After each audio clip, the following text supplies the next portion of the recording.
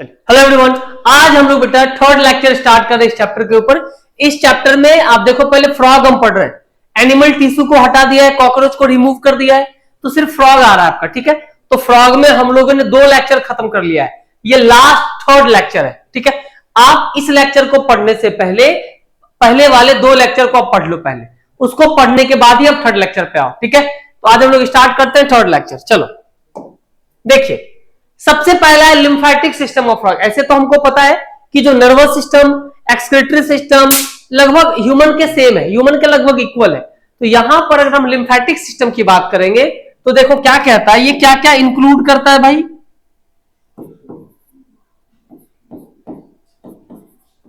It include, इसमें आपको हम पढ़ाएंगे बेटा लिम्फ वेसल्स के बारे में।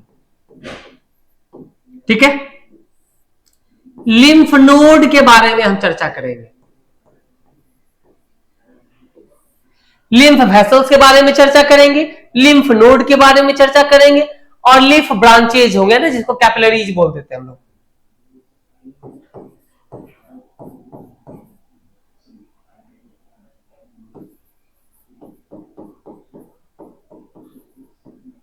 इसी के अंदर हम लोग पढ़ेंगे लिम्फ फ्लूइड के बारे में। ठीक है, ये सारा चीज हम इसी में देखेंगे। अब देखो यहां पे समझो, पहले अगर हम यहां पर चर्चा करें, पहले हम ऑर्गन आपको बना दे। मान लो कि एक लीवर को हम बनाते हैं, मान लो बेटा,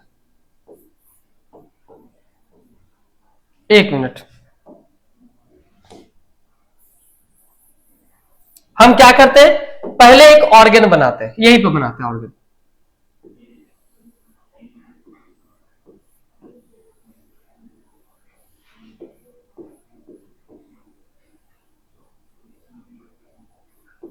ठीक है, ये मान लो लीवर का हमने डायग्राम बना दिया। लीवर का डायग्राम तो देखा ही होगा आप लोगों ने भाई, हमारे एनसीईआरटी में भी, हालांकि चैप्टर को हटा दिया गया डाइजेशन को, बट वहां पे था। ठीक है, मान लो ये लीवर हो गया। अब हम क्या करते हैं देखना, तो जैसे हमारे बॉडी में जितनी भी ऑर्गन है उसमें क्या होगा, आर्टरीज के द्वारा रेड ब्लड आती है, और रेड ब्लड क्या करता है, ऑक्सीजन को कैरी करेगा, ग्लूकोज कैरी करेगा, फैटी एसिड्स कैरी करेगा, अमीनो एसिड्स कैरी करेगा, है ना।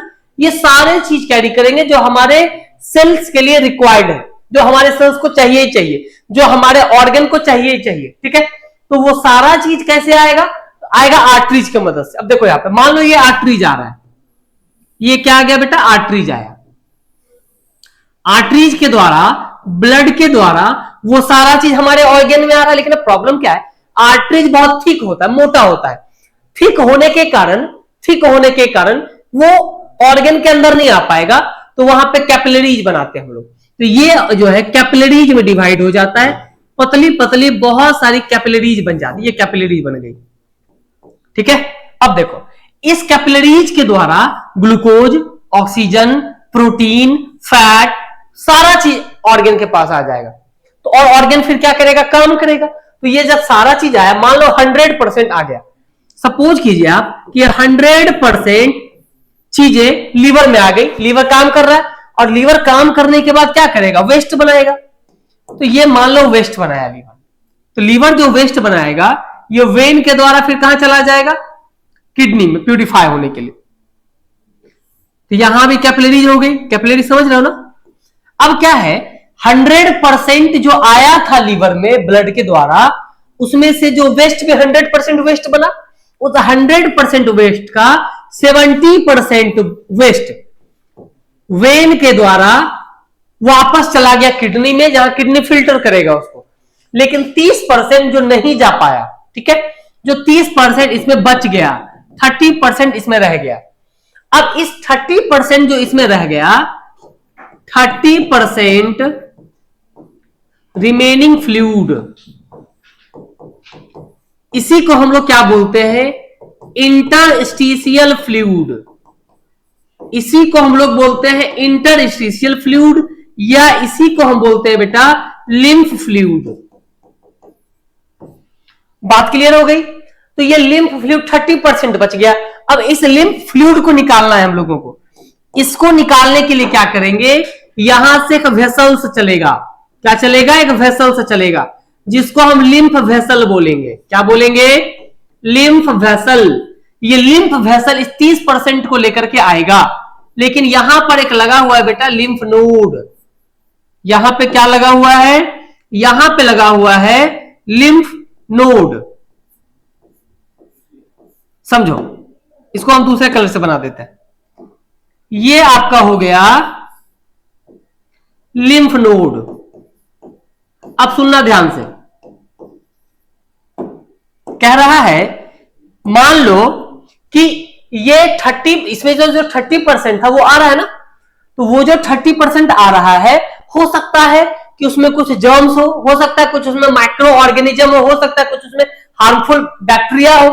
तो वो हार्मफुल बैक्टीरिया आगे जाके हमारे किडनी को खराब कर सकता है। तो लिम्फ नोड क्या करेगा, जैसे ये फ्लूइड आएगा, लिम्फ नोड उसमें डिटेक्ट करेगा उस फ्लूइड में कोई हार्मफुल बैक्टीरिया है कि नहीं, कोई हार्मफुल ऑर्गेनिज्म है कि नहीं, और अगर डिटेक्ट हो गया तो ये तुरंत यहां से सिग्नल भेजेगा हमारे ब्रेन को, है ना, ब्रेन को सिग्नल भेजेगा कि भाई हार्मफुल बैक्टीरिया आ गया तुम्हारे बॉडी में, फटाक से एंटीबायोटिक्स रिलीज करो। अगर कोई प्रॉब्लम नहीं है, मान लो कोई प्रॉब्लम नहीं है, सब फिट है, तो फिर क्या करेगा, इस फ्लूइड को वापस से कहां मिक्स कर देगा, वेन में। कहां मिक्स कर देगा, वेन में। यही कंप्लीट हमारा क्या है, लिम्फेटिक सिस्टम बिल्कुल एज इट इज ह्यूमन चलता है। जैसे अपन लोग में होता है ना, जैसे ह्यूमन में होता है वैसे ही चलता है इधर भी। क्लियर है कि नहीं क्लियर है, चलो ठीक है, इसको फटाक से नोट कर लीजिए आप लोग। अब आओ हमारे पास जो नेक्स्ट टॉपिक अब है वो ब्लड ऑफ फ्रॉग। अब देखो क्या है, फ्रॉग के बॉडी में भी ब्लड चलता है भाई, है ना, वो है तो एम्फीबियन बट उसके पास भी ब्लड है। तो आप ऐसे समझो कि जो फ्रॉग का जो ब्लड है इट इज या it consist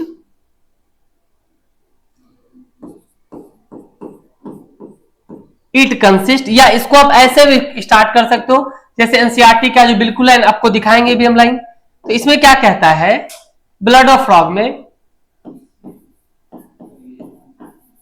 blood is made up of plasma and cells. अब देख बेटा, ये ब्लड सेल्स है, प्लाज्मा प्रोटीन हो गया, है ना, इसके पास भी प्रोटीन होगा, फिब्रिनोजेन, ग्लोबुलिन, एल्ब्यूमिन, और यहां पे सेल्स है। तो इसमें कौन कौन आ जाएगा, इसके पास आ जाएगा आरबीसी, जिसको हम लोग क्या बोलते हैं, एरिथ्रोसाइट। इसी के पास आ जाएगा बेटा डब्ल्यूबीसी, जिसको क्या बोलेंगे, ल्यूकोसाइट। इसी के पास आ जाएगा प्लेटलेट्स, जिसको हम क्या बोल देंगे बेटा, थ्रोम्बोसाइट। तो देखो आरबीसी, डब्ल्यूबीसी, प्लेटलेट्स, है ना, ये सारे चीज प्रेजेंट है फ्रॉग में। सारे चीज कहां प्रेजेंट है, फ्रॉग में। लेकिन समझने वाली बात यह है कि दुनिया में जितने भी मैमल्स है, इन ऑल मैमल्स, जितने भी मैमल है, सबके आरबीसी में न्यूक्लियस एब्सेंट होता है। ठीक है, जितने भी मैमल है, सारे मैमल के आरबीसी में न्यूक्लियस क्या है, एब्सेंट है। आप इस बात को समझो पहले लेकिन इसके साथ क्या है, इसका आरबीसी में न्यूक्लियस है। तो हम क्या लिखेंगे, सुनना, न्यूक्लिएटेड आरबीसी, यहीं पे लिख लेते, रुक जाओ। अब क्योंकि बेटा ये मैमल तो है नहीं, है ना, मैमल के केस में ऐसा था जो हमने अभी भी बताया आपको, अभी जो हमने बताया वो केस किसके साथ था, वो मैमल के साथ था। बट ये तो एम्फीबियन है, तो हम क्या लिखेंगे, न्यूक्लिएटेड आरबीसी, न्यूक्लिएटेड आरबीसी, है ना, कैरी गैस। ठीक है, ऑक्सीजन को, कार्बन डाइऑक्साइड को कैरी करने के लिए आराम से आरबीसी क्या होगा, काम करेगा।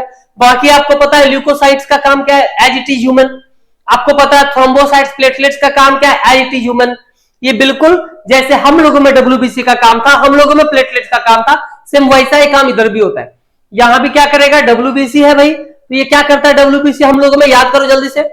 डब्ल्यूबीसी का मेन काम क्या था, बाहर से आने वाली बीमारियों के साथ लड़ती थी। सेम इधर ये भी करने जा रहा है। ठीक है, प्लेटलेट्स का काम क्या था, ब्लड क्लॉटिंग में हेल्प करता था यार, इधर भी वही करने जा रहा है, ये भी ब्लड क्लॉटिंग में ही हेल्प करेगा। तो एज इट इज ह्यूमन, सारा फंक्शन इसका एज इट इज क्या है बेटा, ह्यूमन है। क्लियर हुआ कि नहीं क्लियर हुआ, पहले ये बताओ। क्लियर है? चलो, हीमोग्लोबिन तो है ही इसके पास, है ना, आपको पता ही है। हीमोग्लोबिन प्रेजेंट, हीमोग्लोबिन प्रेजेंट है, इसलिए इसके ब्लड का कलर कैसा है बेटा? रेड है। खत्म ब्लड, ठीक है, लिख लो फटाक से। अब देखो, इसमें ज्यादा नहीं दिमाग लगाना है हमको, बस याद रखना कि हमको नीट के लिए हिट करना है, ठीक है। अब हमारे पास जो नेक्स्ट है वो एक्सक्रीटरी सिस्टम ऑफ फ्रॉग। क्या है? Excretory system of frog. अब समझना यहां पे एक्सक्रीटरी सिस्टम की अगर हम बात करेंगे तो हमको क्या पता चलेगा कि देखो, एक होता है वर्ड एक्सक्रीशन, हमने कई बार चर्चा किया है, डाइजेशन चैप्टर जब पढ़ाए थे ना बेटा, एक्सक्रीशन वहां भी चर्चा किए थे। एक होता है इजेशन, एक्सक्रीशन और क्या होता है? इजेशन होता है। दोनों में एक्सक्रीशन का मतलब क्या हो गया? नाइट्रोजनस वेस्ट को अगर हम बॉडी से बाहर निकालते हैं उसको एक्सक्रीशन बोलते हैं, और अगर फूड वेस्ट को बॉडी से बाहर निकालते हैं उसको इजेशन बोलते हैं, ठीक है। हम लिखवा चुके हैं, पढ़वा चुके हैं excretory products and there elimination वाले चैप्टर में। तो इसका क्या मतलब हुआ? एक्सक्रीशन का मतलब क्या हुआ? Process through which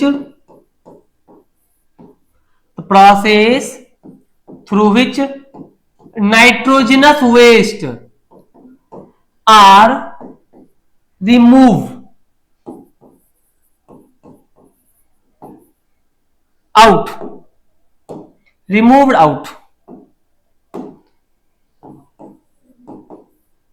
from body, ठीक है। नाइट्रोजनस वेस्ट को अगर हम बेटा बॉडी से बाहर निकालेंगे तो उसी को हम क्या बोल देंगे? उसी को हम क्या बोलेंगे? एक्सक्रीशन बोलेंगे। अब क्योंकि एक्सक्रीशन है ना, इसका मतलब हो गया फूड वेस्ट को बाहर निकालना।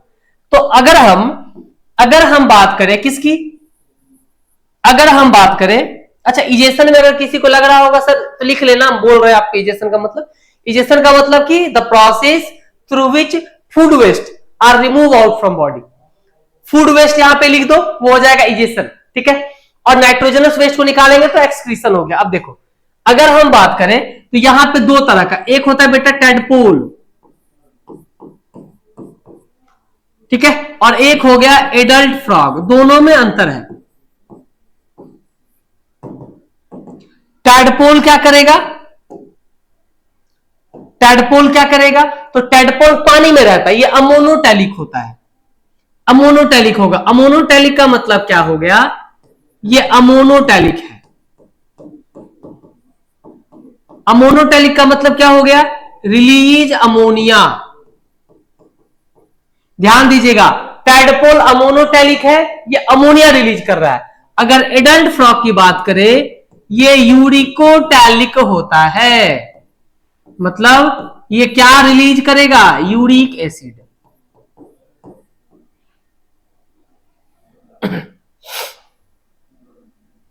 एक मिनट,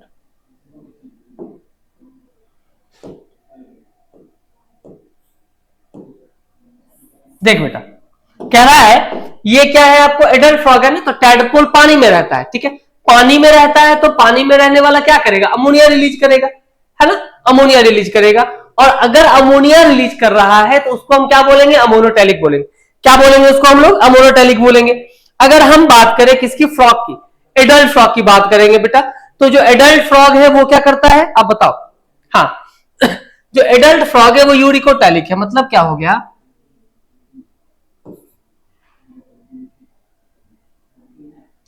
यूरियोटैलिक होता है, नहीं, यूरियोटैलिक,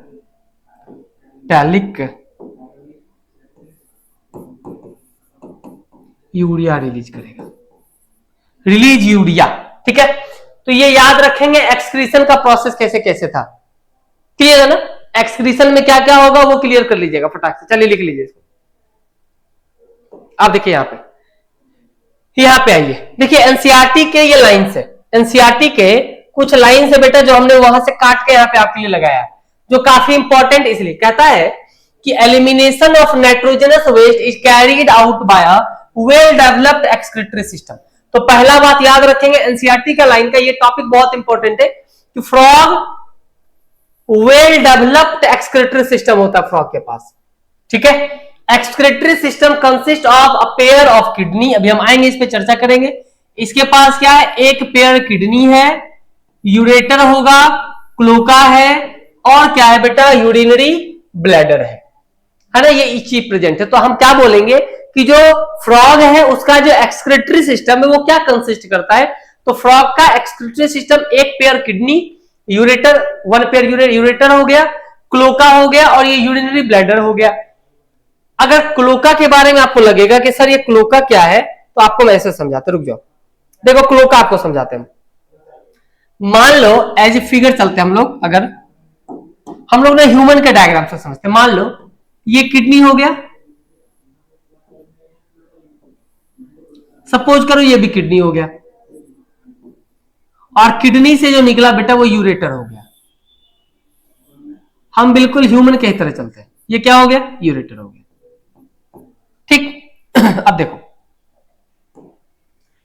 किडनी हो गया, यूरेटर हो गया, क्लोका और यूरिनरी ब्लैडर का अगर आप देखो तो यहीं पर मान लो यहीं पर कॉमन ओपनिंग होता है, यहीं पर क्या होगा बेटा, ये कॉमन ओपनिंग होगा, ये कॉमन ओपनिंग हो गया। मान लो ये क्लोका हो गया, और यहीं पर यूरिनरी ब्लैडर लगा होता है। यूरिनरी ब्लैडर का काम होता है यूरिन को क्या करना, स्टोर करना।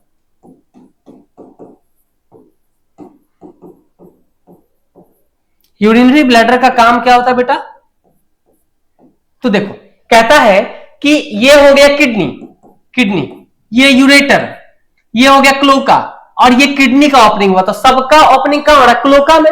हम लोग आपको बाद में बताएंगे कि जो क्लोका है वो कॉमन ओपनिंग है, क्लोका कॉमन ओपनिंग है जहां पे यूरिन है ना, एग, स्पर्म सब आता है, वो हम आगे डिस्कस करेंगे धीरे धीरे। तो क्या होगा कि ये एक्सक्रीशन कर रहा है, तो ये सारा एक्सक्रीशन करते हुए ये वेस्ट यहां पे आ जाएगा क्लोका में, और फिर क्लोका होते हुए क्लोकल एपर्चर के द्वारा कहां निकल जाएगा, बाहर। वही चीजें यहां पे कही गई, यहां पर वही कहा गया, कहता है they are compact dark red and bean like structure situated a little posteriorly in the body cavity on both sides of vertebral column, ठीक है। फिर क्या कहता है, each kidney is composed of several structural and functional units called urinary factory. याद रखिएगा, याद क्या रखना है कि जो प्रत्येक किडनी है, प्रत्येक किडनी एक स्ट्रक्चरल और फंक्शनल यूनिट्स रहता है जिसको हम यूरिनरी वेस्टिब्यूल बोलते हैं, या इसी का एक और नेफ्रॉन बोलते हैं हम लोग, है ना। अब कहता है कि दो यूरेटर है, emerge from the kidney in the male frog, the ureter act as urinogenital duct which opens into the cloaca. In female, the ureter and oviduct open separately in the cloaca. इस line को हम समझेंगे, कहता है क्या है यहाँ पे कि जो मेल का केस है, जो मेल का केस है वहां पर क्या हो रहा है, तो मेल में गौर करना है, यहाँ पे इस लाइन को गौर करने वाला बात है बेटा, समझो। इस लाइन को आपको हम फिगर भी बना के बताएंगे, आप टेंशन मत लो, फिगर बना के बिल्कुल आसान फिगर से बताएंगे, आपको याद हो जाएगा। आपको पहले आप ऐसे समझो, यहाँ पे देखो क्या कहा वो समझना। हम मेल की बात करते हैं, कहता है क्या, मेल फ्रॉग की बात कर रहे हैं हम लोग। मेल फ्रॉग के केस में क्या है, ureter act as urinogenital duct. जो यूरेटर होगा वो सिर्फ यूरिन को कैरी करेगा। यूरेटर किसको कैरी कर रहा है, यूरिन को, और ये यूरिन को लेके कहां पे आ जा रहा है, क्लोका में। इतना लाइन याद हो गया। मेल के केस में जो यूरेटर होगा वो यूरिन को लेते हुए कहां पे पहुंच जाएगा, क्लोका में। पहला बात, हम फिगर भी बनाएंगे, ध्यान देना। दूसरा यहां पे समझते हैं, दूसरे के लिए हम रेड कलर ले लेते हैं। दूसरा, अब फीमेल की बात करते हैं। दूसरा बात किसकी करते हैं बेटा, फीमेल की बात करते हैं। Ureter and oviduct open separately in the cloaca. Male के केस में जो यूरिनोजेनिटल डक्ट है वो आ रहा है, और उसी के साथ मिलकर के कौन आ रहा है, स्पर्म वाला टिब्यूल। तो स्पर्म और मतलब यूरिनोजेनिटल डक्ट ही स्पर्म और यूरिन दोनों को लेके आ रहा है, जबकि फीमेल में दोनों सेपरेट सेपरेट क्लोका में खुल रहा है। फीमेल में यूरेटर और oviduct open separately in the cloaca. The thin wall urinary bladder is present ventral to the rectum which also open in the cloaca. The frog excretes urea and thus is a ureotelic animal, है ना, काम में ureotelic animal होता है। Excretory waste are carried by blood into the kidney where it is separated and excreted, है ना। अब समझो, पहले यहां समझना, पहले इसमें क्या कहा, मान लो अगर हम यहां फिगर देखेंगे, सपोज करो ये बेटा किडनी हो गया, ये भी किडनी हो गया, ठीक है। अब देखो, अगर हम बात करें तो ये यूरिनोजेनिटल डक्ट हो गया, ये ऐसे आया, यहां पे आपका क्या आ गया बेटा, क्लोका आ गया। अब यहीं पर टेस्टिस प्रेजेंट होता है, ठीक है ना, टेस्टिस प्रेजेंट है।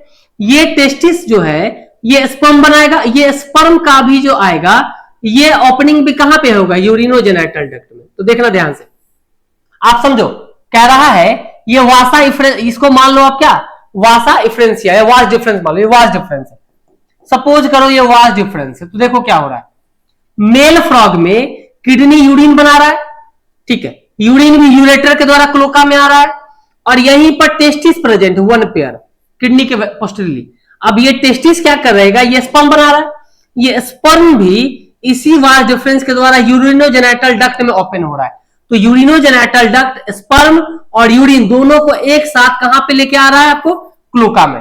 जबकि फीमेल फ्रॉग में ऐसा नहीं है, फीमेल फ्रॉग क्या कर रही है, तो फीमेल फ्रॉग में ये किडनी हो गया, ये क्या हो गया बेटा, यूरेटर हो गया, ये ओपनिंग हो गया कहां पे, क्लोका में, मान लो क्लोका में हो गया। अब यहां पे क्या है, फीमेल के केस में इसके पास एग हो गया, ये सॉरी ओवम हो गया, ये एग रिलीज करेगा। तो ये सेपरेटली फेलोपियन ट्यूब या ओविडक्ट जिसको बोलते हैं, ये सेपरेटली यहां से ओपन होकर कहां खुल जाएगा, आपको क्लोका में।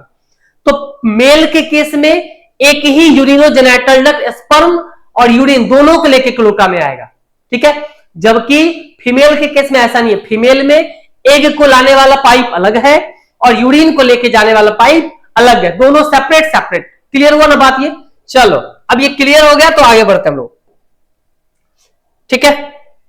अगर हम यहां पे देखिए, देखो बेटा नर्वस सिस्टम आ गया ना, बट समझना हमने अभी आपको रिप्रोडक्टिव सिस्टम भी साथ में बताया, कैसे कैसे दोनों का ओपनिंग होता है। आगे रिप्रोडक्टिव सिस्टम जब करेंगे तो वहां पे क्लियर करेंगे।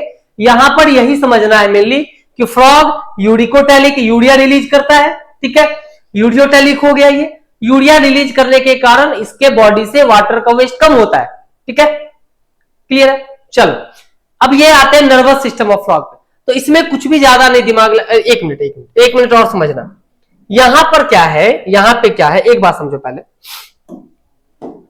यहां पे क्या है। अभी आप देखोगे इस फिगर में लिखा हुआ था, कहता है कि जैसे मान लो एक होता है hepatic portal system, hepatic portal system मतलब कहता है लीवर टू इंटेस्टाइन, लीवर से इंटेस्टाइन में एक पाइप, एक वेसल जुड़ा होता है, हेपेटिक पोर्टल वेसल्स बोलते हैं, जो ब्लड को कैरी करता है ना। तो कहां से कहां होता है, लीवर टू इंटेस्टाइन, ठीक है। और फिर इंटेस्टाइन से कहां चला गया, किडनी, किडनी से फिर लेके गया, उसको रेनल पोर्टल वेन बोलते हैं। किडनी से जो लेकर के जाएगा बाहर, किडनी टू अदर पार्ट्स में अगर लेके जाएगा, तो किडनी से जो निकलता है उसको हम क्या बोलते हैं बेटा, रेनल पोर्टल वेन, ठीक है। ये क्लियर हुआ ना बात। चलो अब आ गया नर्वस सिस्टम पे। नर्वस सिस्टम में कुछ भी वैसा दिमाग नहीं, बस आपने ह्यूमन का जो पढ़ा लगभग एज इट इज है। आप इसमें आएंगे तो यहां पे देखो, पहले एक बात समझो, यहां पे समझना, अगर आप इसमें आएंगे नर्वस सिस्टम पे, तो यहां पर भी क्या है, जैसे हम लोगों ने पढ़ा था किसमें, ह्यूमन में, है ना, एज इट इज ह्यूमन है, ह्यूमन में हमने पढ़ा था। अगर आप एनसीईआरटी के लाइन को भी देखेंगे, देखो यहां पर हमने इसलिए लगा दिया, अगर आप एनसीईआरटी के लाइन को देखेंगे तो एज इट इज है, कुछ भी इसमें दिमाग नहीं लगाना है। कहता है control and coordination system highly evolve होता है, पहला बात ये याद रखेंगे, control and coordination system highly evolve होता है फ्रॉग में। फ्रॉग का जो नर्वस सिस्टम है वो हाईली डेवलप्ड है, अच्छा खासा डेवलप्ड है। इट इंक्लूड बोथ, कहता है इसमें न्यूरल सिस्टम और इंडोक्राइन ग्लैंड दोनों होते हैं। ये पहली इंपॉर्टेंट बात, और ये बेटा दूसरी इंपॉर्टेंट लाइन कि न्यूरल सिस्टम और इंडोक्राइन ग्लैंड दोनों इसके पास प्रेजेंट है। थर्ड आते हैं chemical coordination of various organs of the body is achieved by hormone which are secreted by the endocrine gland। ये तो हम लोग को पता है कि जो हॉर्मोन्स है उसको किसके द्वारा सिक्रेट किया जाता है फ्रॉग में, इंडोक्राइन ग्लैंड, अपना भी कुछ वही है। The prominent endocrine gland found in frog are pituitary thyroid. अब याद रखिएगा, इसमें जो कुछ मुख्य इंडोक्राइन ग्लैंड बेटा वो कौन कौन है? Pituitary gland, thyroid, parathyroid, thymus, pineal gland, pancreatic islet, adrenal gonads. ये सब अपने को पढ़ना है। हम लोगों में जैसे जैसे था, हम लोगों में भी क्या था?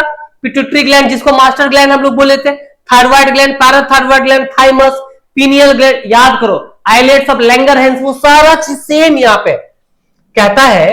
अब हम आपको पेन चेंज करते, ध्यान देना यहाँ पे। इसके बाद कहता है नर्वस सिस्टम जो ऑर्गेनाइज्ड है उसमें क्या होता है? सेंट्रल नर्वस सिस्टम, और central nervous system brain spinal cord को लेके चलता है बेटा। ये हो गया आपको कैसा पॉइंट? फोर्थ पॉइंट, ठीक है। पेरिफेरल नर्वस सिस्टम, तो देखना सेंट्रल नर्वस सिस्टम में ब्रेन स्पाइनल कॉर्ड, हम लोग में भी वही है ना, ब्रेन और स्पाइनल कॉर्ड दोनों को एक साथ सेंट्रल नर्वस सिस्टम बोलते हैं। और वहां से जो निकलता है वो क्या हो गया आपको? पेरिफेरल, क्रेनियल और स्पाइनल नर्व्स। इसको अगर आपको फिगर में हम दिखाए तो ऐसे समझो, मान लो ये हो गया ब्रेन, और ब्रेन से ऐसे निकला बेटा स्पाइनल कॉर्ड। मान लो ये क्या हो गया? स्पाइनल कॉर्ड, और ये हो गया आपका ब्रेन। ये हो गया आपका ब्रेन। तो ब्रेन और स्पाइनल कॉर्ड दोनों क्या हो गया? Central nervous system. हम लोग में भी वही है, याद करो अगर पढ़ रखा है तो। और यहीं से जो निकलता है ये सब पेरिफेरल नर्वस सिस्टम, पीएनएस। जो रेड कलर का हमने बनाया बेटा ये पीएनएस, ये क्या है? पीएनएस है, पेरिफेरल नर्वस सिस्टम, जो पूरे बॉडी में स्प्रेड हो जाता है, ठीक है ना। तो देखो यहां पे कहता है ऑटोनॉमिक नर्वस सिस्टम। याद करो autonomic nervous system sympathetic and parasympathetic पढ़ा रखा है हम लोगों ने, है ना। हमने कौन से चैप्टर में पढ़ा है इसको? याद करो, हार्ट वाले चैप्टर में। जब हम लोग बोन वाला चैप्टर पढ़ रहे थे ना, याद करो, बोन पढ़े, मसल्स पढ़े, और उसके पहले ब्रीदिंग पढ़ा हमने, बॉडी फ्लूइड सर्कुलेशन पढ़ा हमने। तो जब हम उस चैप्टर को स्टार्ट कर रहे थे उससे पहले हमने वहीं पर बताया था, जब हम लोग ब्रेन वाला चैप्टर पढ़ते, न्यूरल कंट्रोल एंड कोऑर्डिनेशन। याद करो, तो न्यूरल कंट्रोल कोऑर्डिनेशन में हमने पढ़ा ऑटोनॉमिक नर्वस सिस्टम के बारे में क्या क्या है ना। अब यहां पर सबसे इंपॉर्टेंट जो याद रखना है, 10 pairs of cranial nerves arising from the brain. ये बेटा वीवीआई है, कहता है 10 पेयर क्रेनियल नर्व्स होता है जो ब्रेन से अराइज होता है। Brain is enclosed in the bony structure called brain box. The brain is divided into forebrain, midbrain. याद करो हम लोग में वही था, फोर ब्रेन, मिड ब्रेन और हिंड ब्रेन। फिर इस पर डाइंसाफ्लोन आ गया। Hindbrain consist of cerebellum and medulla oblongata. The medulla oblongata passes out through the foramen magnum and continues to a spinal cord which is enclosed into the vertebral column. As it is human, neural control and coordination में बहुत अच्छे से पढ़ा रखा है चीजों को, है ना। सेम तो सेम वहां से उठा के यहां पे चिपका देना है, ठीक है। चलो आगे आते हैं हम लोग। ये बेटा है रिप्रोडक्टिव सिस्टम ऑफ फ्रॉग। अब समझो, फ्रॉग के रिप्रोडक्टिव सिस्टम को देखेंगे तो अभी अभी हमने बताया आपको, क्या कहा हमने? अगर हम बात करें किसके? मेल फ्रॉग की। अगर हम बात करें मेल फ्रॉग की और बात करें फीमेल फ्रॉग की, तो इसमें हमने क्या डिस्कस किया? इसमें हमने देखा कि urinogenital duct carry both urine and sperm, ठीक है। दोनों कैरी करा urine and sperm, and it opens into cloaca. कहां पे ओपन होता है? क्लोका में। यहां पे आओ, urine and oviduct separately open into cloaca. यहां पे सेपरेटली कहां पे ओपन हो रहा है, क्लोका में ओपन हो रहा है ना। बाकी हमने पीछे भी बताया आपको। अब देखते हैं यहां पे कह रहा है, अब यहां पे देखो भाई फिगर में हमने एनसीईआरटी का फिगर डाला है। ये हो गया बेटा कौन सा, ये हो गया मेल का, मेल रिप्रोडक्टिव सिस्टम, ये है ना, ये फ्रॉग का हो गया मेल रिप्रोडक्टिव सिस्टम। और नीचे में जो हमने फिगर डाल रखा है ये है फीमेल रिप्रोडक्टिव सिस्टम। ठीक है, अब यहां पे देखो, मान लो ये टेस्टिस हो गया, आपको देखो यहां पे ये टेस्टिस है, ये क्या है बेटा, टेस्टिस है, ये देखो ये टेस्टिस है, ये टेस्टिस हो गया। अब ये जो टेस्टिस है देखना, ये तो एड्रिनल ग्लैंड किडनी को पड़ा था, ये टेस्टिस का ओपनिंग हुआ, और ये आपको देखो यहाँ पे ये रेक्टम हो गया, उधर के ये यूरिनरी ब्लैडर हो गया। तो ये यूरिनरी ब्लैडर यहाँ पे है, ये टेस्टिस है, तो ये ओपन दोनों कहां पे हो रहा है, क्लोका में। अगर हम फीमेल की बात करेंगे तो देखो ये सेपरेटली ओपन है, ये आपको हो गया कौन सा, जो एग को लेकर के आएगा, और ये लेके आ रहा है किसको, यूरिन को लेके आ रहा है। तो यूरिन वाला अलग खुल रहा है, एग वाला अलग खुल रहा है। इसमें ऐसा नहीं है, इसमें दोनों एक ही साथ ओपन हो रहा है। ये टेस्टिस है, तो यही टेस्टिस यहाँ पे देखो, यहाँ पे वाज डिफरेंस ऐसे लिपटा हुआ, ये वाज डिफरेंस यहीं से आकर के किसमें मर्ज हो गया, डक्ट में, जो यूरिन को कैरी करने वाली डक्ट है। बट यहाँ पे दोनों सेपरेट सेपरेट ओपन हो रहा है। ठीक है ना, ये आपको किसका था, मेल और फीमेल का था रिप्रोडक्टिव सिस्टम। ठीक है, करो इसको फटाक से। आओ अब देखेंगे रिप्रोडक्टिव सिस्टम ऑफ क्या, फ्रॉग। तो अगर हम फ्रॉग के रिप्रोडक्टिव सिस्टम, देखो फिगर भी डाल रखा है, ये बेटा फीमेल फ्रॉग है,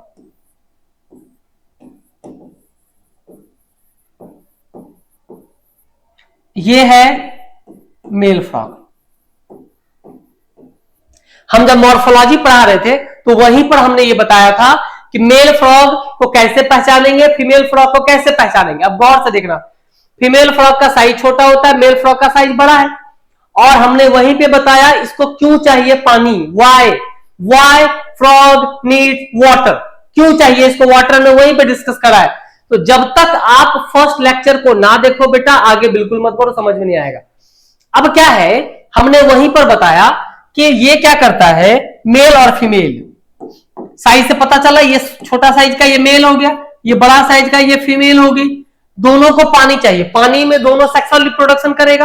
अब क्वाइटस करने के दौरान क्या होगा, पहले फीमेल एग रिलीज करेगी, फीमेल जब एग को रिलीज कर देगी तब मेल स्पर्म को रिलीज करेगा। ठीक है, देखो ऐसे ऐसे समझो, मान लो ये वाटर है,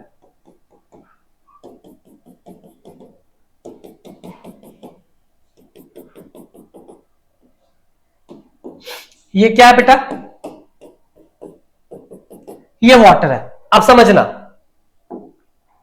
इस वाटर में ये मेल फीमेल फ्रॉग है, तो मान लो ये हो गया क्या, फीमेल फ्रॉग, ये हो गया क्या बेटा, मेल फ्रॉग, ये फीमेल फ्रॉग और ये मेल फ्रॉग।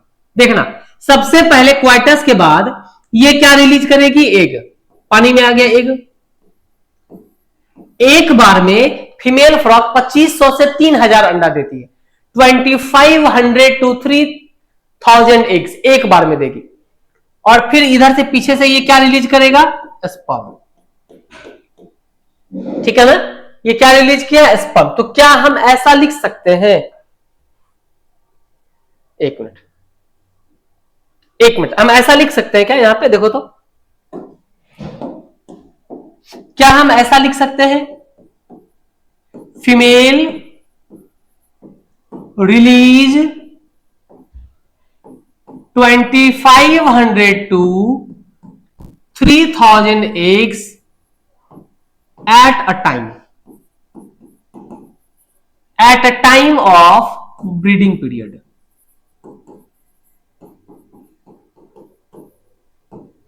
ठीक है, अब ये 2500 से 3000 अंडा एक बार में दी, एनसीईआरटी का लाइन है। अब क्या होगा, मेल अब क्या रिलीज करेगा, स्पर्म। तो जैसे ही स्पर्म रिलीज करेगा तो ये, तो क्या होगा, ये स्पर्म है, ये एग है, दोनों क्या होगा, मिक्स होगा। दोनों जब मिक्स होगा बेटा, ये क्या बना लेगा, जायगोट, जायगोट डेवलप करेगा, फिर ये क्या बनेगा, टैडपोल। आपको ये स्टोरी पता है, टैडपोल जब डेवलप करेगा ये बना लेगा क्या, एडल्ट फ्रॉग। और ये जो टैडपोल है कि ये क्या है, लार्वा स्टेज है। ये फ्रॉग का क्या है, लार्वा स्टेज है। ठीक है, तो ये पूरा का पूरा पानी में हो रहा है ना, इन वाटर। ये आपको आ जाएगा कहां पे, लैंड पे। ठीक है, इसको नोट करो फटाक से, जल्दी से नोट कर दो बेटा।